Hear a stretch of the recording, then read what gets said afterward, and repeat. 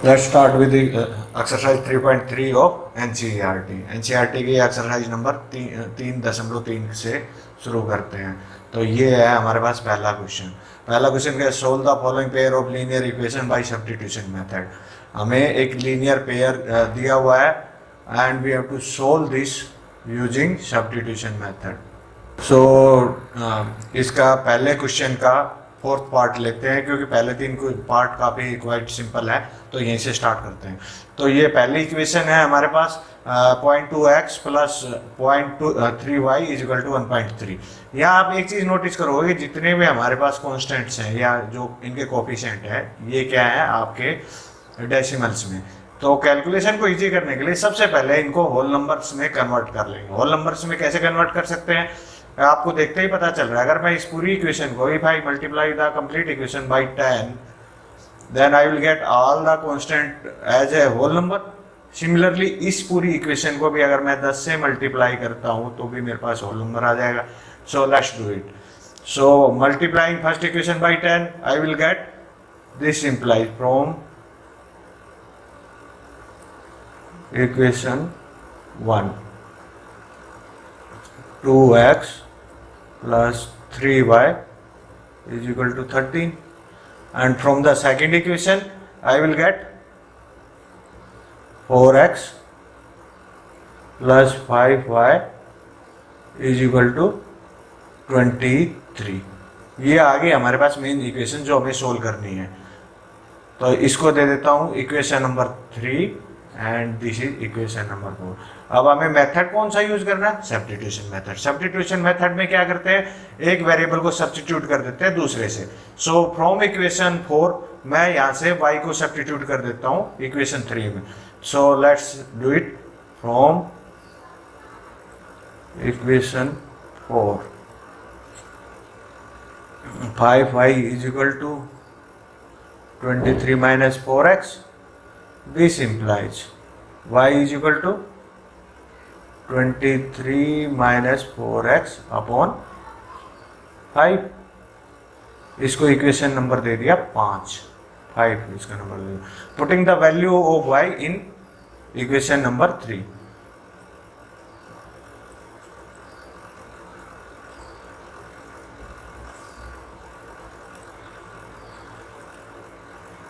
Equation 3 में put कर देता हूँ मैं, तो मेरे पास क्या आ गया 2x प्लस 3 की मैं y की जगह प्लेस किया मैंने क्या 23 minus 4x whole divided by 5, then I will get is equal to 13।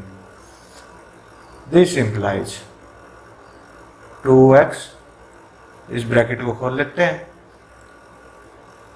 Plus 3 से मल्टीप्लाई हो जाएगा तो ये हो जाएगा 69 minus 12x whole divided by 5 is equal to 13। From this implies multiplying the complete equation by 5, ताकि डिनोमिनेटर में जो 5 है इसको रिमूव कर सकें। तो यहाँ मेरे पास आ जाएगा 10x plus 69 minus 12x is equal to 65। So इसको फर्दर सोल्व कर लेते हैं।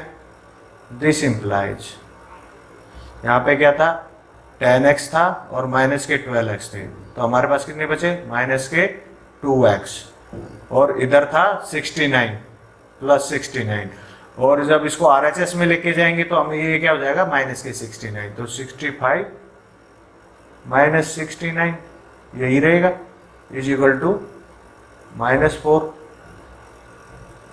सो this implies x is equal to -4 upon 2 is equal to -4 upon -2 is equal to 2। तो x की वैल्यू हमारे पास आएगी, we have found the value of x from here. So to find the value, putting the value of x in equation number 5। Equation number 5 में अगर मैं x की value यहाँ प्लेस कर देता हूँ तो मेरे पास y आ जाएगा। So I can write from equation 5 y is equal to 23 minus 4, x की वैल्यू प्लेस कर दी 2 अपॉन में 5, तो ये मेरे पास क्या आएगा 23 minus 8 upon 5. On further solving it, I will get 15 upon 5 is equal to 3. तो x की वैल्यू क्या आई 2 और y की वैल्यू आई 3. ये हमने सब्स्टिट्यूशन मेथड से सोल्व कर दिया. ठीक है, ये फोर्थ पार्ट यहाँ पे कंप्लीट हो गया. Now taking the part 6 of question number 1. Part 6 is 3 by 2x minus 5 by 3y is equal to minus 2, and equation number 2 is x upon 3 plus y upon 2 is equal to 13 upon 6.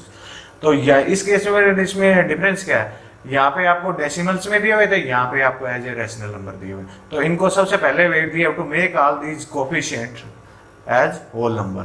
तो whole number बनाने के लिए क्या करेंगे, जितने भी denominator में, इस केस में जो डिनोमिनेटर है उसका हम एलसीएम फाइंड आउट कर लेंगे. तो हम यहाँ देख रहे हैं कि डिनोमिनेटर में क्या क्या नंबर्स हैं हमारे पास. इंडिविजुअल इक्वेशंस को के डिनोमिनेटर्स का एलसीएम फाइंड आउट करना. तो LCM of 2 and 3 is equal to 6.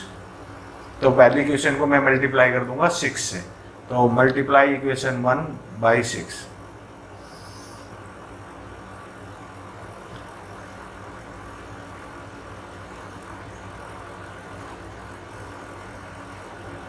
Six से मल्टीप्लाई करूंगा तो मेरे पास क्या आएगा 3 upon 2 multiplied by 6 x minus 5 upon 3 multiplied by 6 y is equal to minus 2 multiplied by 6. So हमारे पास क्या है 2 3 जा 6 एंड सिमिलरली 3 2 जा 6. तो ये इक्वेशन हमारे पास फॉर्म होगी थी सिंप्लाइड 3 3 जा 9x minus 10y is equal to minus के 12. इसको इक्वेशन नंबर दे दिया 3. सिमिलरली सेकंड इक्वेशन में भी एलसीएम अगर फाइंड आउट करता हूँ 2 का 3 का 2 का एंड 6 का, तो 6 आएगा. तो मल्टीप्लाई कर देता पूरी इक्वेशन को 6 से. पूरी इक्वेशन को अगर मैं 6 से मल्टीप्लाई करता हूँ तो ये आ जाएगा मेरे पास 2x plus 3y is equal to 13. ये आ गई इक्वेशन नंबर 4. नाउ यहाँ से मैं y की वैल्यू फाइंड आउट कर लेता हूँ in terms of x. This implies 3y is equal to 13 minus 2x and this implies y is equal to 13 minus 2x whole divided by 3. इसको equation number 5 दे दिया. Putting equation number 5 in equation number 3. यहाँ 5 से हम 3 में equation को place कर देते हैं y को रिप्लेस करने के लिए. So this implies 9x minus 10, y की जगह क्या प्लेस करना है 13 minus 2x upon 3 is equal to minus 12. Simplify कर लीजिए इसको पूरी इक्वेशन को 3 से मल्टीप्लाई कर दीजिए. तो ये आ जाएगा 9 3 जा 27x माइनस के 10 into the bracket 13 minus 2x is equal to, यहाँ पे भी 3 से मल्टीप्लाई करेंगे तो ये आ जाएगा माइनस के 36. सो दिस इम्प्लाइज, इस ब्रैकेट को खोल लेते हैं, minus 130 minus minus minus plus plus 20 x is equal to minus के 36. यहाँ से आगे फर्दर सिंप्लीफाई कर लेते हैं इसको. यहाँ पे this imply 27 plus 20 is equal to 47x minus के 130 इज इक्वल टू माइनस 36. ये रही हमारे पास. तो 47x is equal to minus 36 और ये इधर आके आ जाएगा प्लस के 130. तो 130 minus 36 we will be left with 94 और इधर LHS में था 47x, so this implies x is equal to 2। ऐसे ही इसकी वैल्यू x की वैल्यू 2 को यहाँ पे इक्वेशन 5 में पुट करके x y की वैल्यू फाइंड आउट कर सकते हैं। तो ये हो गया हमारे सब्स्टिट्यूशन मेथड से हम दोनों को सोल्व कर लिया। तो यहाँ पे मेमोराइज करने वाली बात क्या थी कि हमें इनके कोएफिशिएंट्स को एज ए होल नंबर बनाना है। Now coming to next question, solve the following equation. ये बिल्कुल सिमिलर जैसे अभी हमने किए हैं ऐसे ही है, इसमें कोई नया नहीं है। यहाँ से एक से जैसे इस इक्वेशन को अगर मैं फर्दर सिंप्लीफाई कर लेता हूँ तो मेरे पास आ गया x minus 2y is equal to minus 12, 2 से डिवाइड कर दिया तो this implies minus 2y is equal to minus 12 upon minus x, so this implies y is equal to 12 plus x upon 2। इसको हम पुट कर देंगे इक्वेशन 1 में और x और y की वैल्यू फाइंड आउट कर लेंगे। बिल्कुल इसमें और कुछ नया नहीं करना, वैसे ही था। उसके बाद x और y की जो भी वैल्यू आएगी, x और y की जो भी वैल्यू फाइंड आउट आएगी वो हम इस इक्वेशन में y is equal to mx plus 3, यहाँ जो सॉल्यूशन से y की वैल्यू आई वो y की जगह प्लेस कर देंगे, x की वैल्यू आएगी वो x की जगह प्लेस कर देंगे और इस वेरिएबल इस m की वैल्यू फाइंड आउट कर लेंगे हम। तो we will get another equation in this form. Okay, now form a pair of linear equation for the following problems and find their solution by substitution method. तो substitution method तो हम पढ़ चुके हैं, दैट्स क्वाइट सिंपल। तो लेकिन यहाँ पे हमें वर्ड्स के रूप फॉर्म में दिया हुआ है, तो वर्ड्स को पहले इक्वेशन में कन्वर्ट करना पड़ेगा। तो यहाँ सिर्फ हम वर्ड्स को जो इसमें क्वेश्चन के अंदर जो वर्ड प्रॉब्लम दी हुई है इसको हम इक्वेशन के रूप में ही कन्वर्ट करेंगे। Then you will solve these equation by using substitution method as discussed in previous 2-3 questions. So पहला पार्ट ले लेते हैं। पहले पार्ट में क्या बोलता है, the difference between two numbers is 26।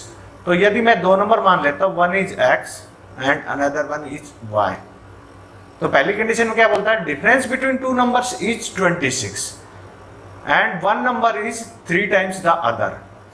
तो अगर डिफरेंस बोलता है तो x माइनस 6 कितना दिया हुआ हमें, 26।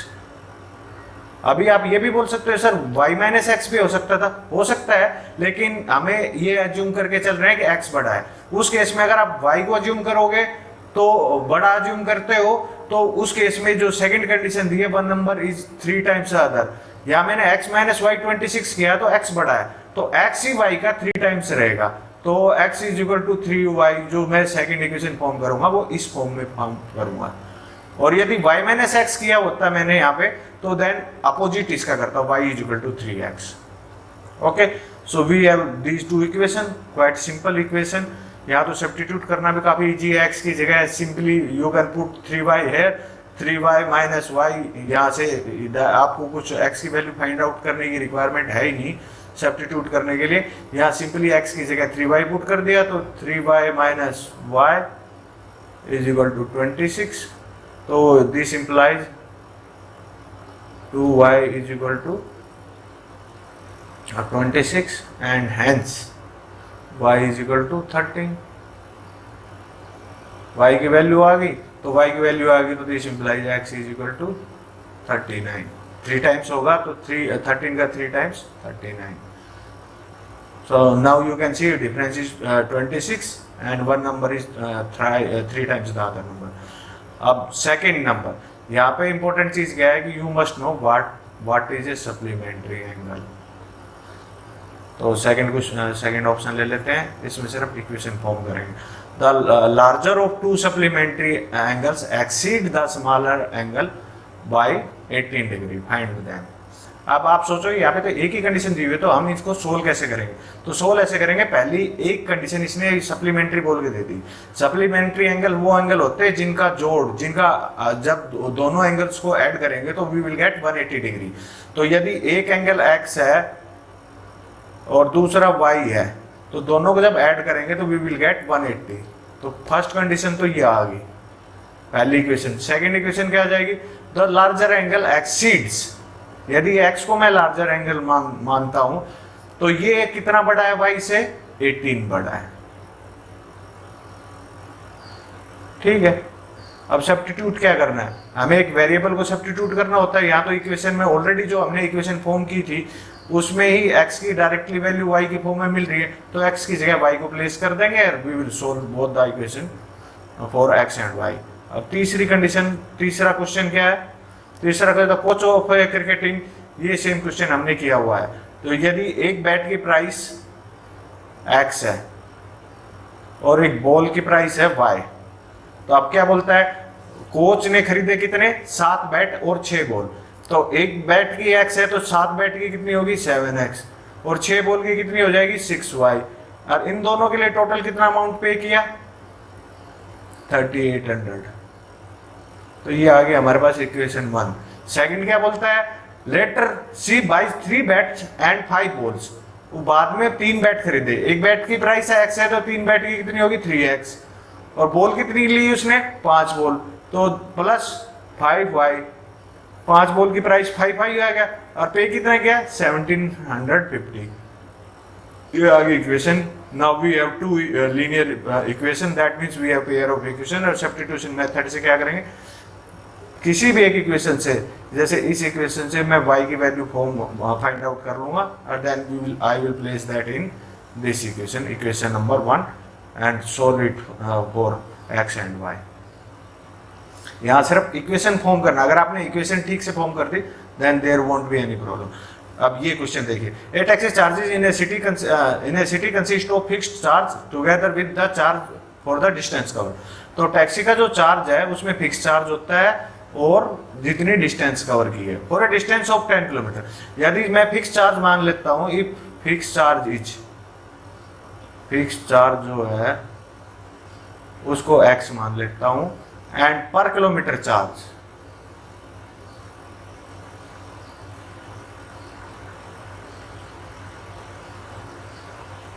I assume it y। ठीक है, अभी क्या बोला है, for a distance of 10 kilometre the charge paid is 105। तो उसने 105 रुपीज पे करे, तो किसके कितने डिस्टेंस के लिए, 10 किलोमीटर के लिए। तो x तो फिक्स चार्ज है, वो तो देना ही देना है, तो x तो यहां से आ गया, प्लस कितने किलोमीटर चला, 10 किलोमीटर, 1 किलोमीटर का कितना है, y रुपीज, तो 10 किलोमीटर का कितना हो गया, 10y, और पेमेंट कितनी करी, 105, 105। ये आ गया हमारे पास equation 1। Similarly for a journey of 15 kilometre he paid 155। दूसरी बार उसने जो जर्नी की उसमें कितनी डिस्टेंस ट्रेवल की, 15 किलोमीटर, तो फिक्स चार्ज तो उसको x देना ही देना है, प्लस 15 किलोमीटर के लिए कितना हुआ, 1 किलोमीटर का y है, तो 15 किलोमीटर के लिए हो गया हमारे 15y। अमाउंट कितना पे किया, 155। So now we have two linear equation, so these can be solved using substitution method। तो यहाँ से फिक्स चार्ज और हमें पर चार्ज किलोमीटर, यहाँ से x और y की वैल्यू फाइंड आउट करेंगे, तो यहाँ पे इन दो चीज़ों का पता चल जाएगा। अभी क्वेश्चन और क्या पूछा हुआ, how much person have to pay for travelling a distance of 25 kilometre. तो 25 किलोमीटर के लिए कितना हुआ, तो x को फिक्स अमाउंट उसने पे करना ही है, प्लस 25 किलोमीटर का कितना पे करेगा, 25 इंटू y, इतना अमाउंट पे करना पड़ेगा, amount for 25 kilometre.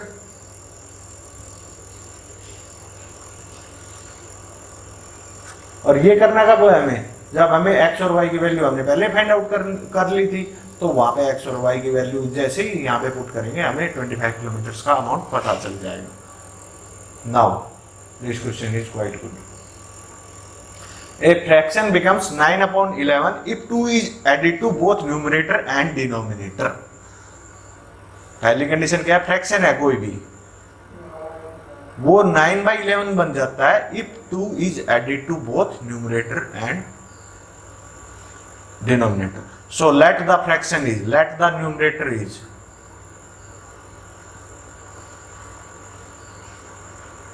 x and denominator is y। तो फ्रैक्शन क्या बना हमारे पास,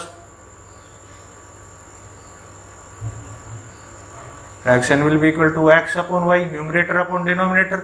अभी क्या बोलता है, 2 ऐड किया किसमें, न्यूमरेटर और डिनोमिनेटर में, तो ये क्या बन जाता है 9 अपॉन 11। तो कर लेते हैं चलो। दिस इम्प्लाइज एक्स के अंदर न्यूमरेटर के अंदर 2 ऐड किया और डिनोमिनेटर में 2 ऐड किया, तो किसके बराबर हो जाता है ये, this fraction becomes 9 upon 11। So now by cross multiplying we will get 11x plus 22 is equal to 9y plus 18। अभी मेरे पास ये क्या आ गई, लीनियर इक्वेशन विद 2 वेरिएबल्स, ये आ गई हमारी पहली इक्वेशन।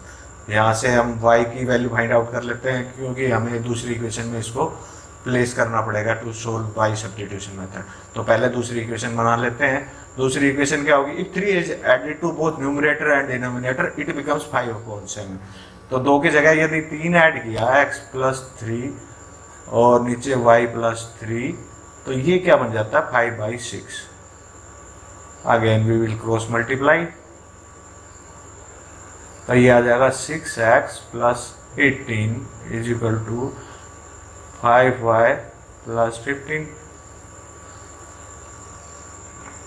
नाउ यहाँ से मैं I will find x in terms of y। This implies further simplification पे 6x is equal to 5y plus 15 minus 18। तो ये मेरे पास क्या आ गया 5y minus 3। So this implies x is equal to 5y minus 3 upon 6। तो ये जो x की वैल्यू y के टर्म्स में फाइंड आउट की है, this I will put in this equation and solve this equation for y। तो यहाँ से y की वैल्यू मुझे फाइंड आउट हो जाएगी और फिर y की वैल्यू जो आएगी वो यहाँ पे पुट करने के फाइंड आउट कर सकता हूँ। तो यहाँ पे सिर्फ इक्वेशन बनाना ही था, जो वर्ड प्रॉब्लम दी हुई थी सिर्फ वही एक प्रॉब्लम्स थी।